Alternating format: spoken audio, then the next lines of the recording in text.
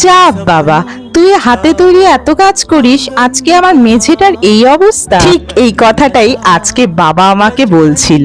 বেশ কিছু বছর আগে আলপনার ডিজাইনের এই ধরনের স্টিকার লাগানো হয়েছিল। কিছুদিন যাওয়ার পর জিনিসটা বেশ ফেড হয়ে গেল। জিনিসটাকে খুব ভালোভাবে তুলতে চেষ্টা করছিলাম, কিন্তু কিছুতেই এই জিনিসটা উঠছিল না। আরো দিনের পর দিন যেন বাজে হয়ে যাচ্ছিল। এই জিনিসটাকে অনেক দিন ধরে চেষ্টা করার পর দেখলাম আর স্টিকার গুলো উঠছে না, আরো এবড়ো খেবড়ো হয়ে আছে। আজ যখন বাবা এই কথাটা বললো যে এই ঘরের দরজার সামনে এই অবস্থা হয়ে আছে, তুই যা হোক করে একটা সুন্দর আলপনা এঁকে দে। তাই বাবার কথা মতো আজ এই আলপনাটা আঁকতে বসে পড়লাম। প্রথমে কি ধরনের আঁকবো সেটাই বুঝে উঠতে পারছিলাম না, আর জানো তো ধীরে ধীরে যখন কাজটা করতে শুরু করলাম বেশ মনের মতো কিছু ডিজাইন চলে আসলো। আজকের এই কাজটা করার জন্য এখানে আমি ফেভিক্রিলের অ্যাক্রিলিক কালার ব্যবহার করেছি, আর তোমাদের কেমন লাগলো অবশ্যই জানিও।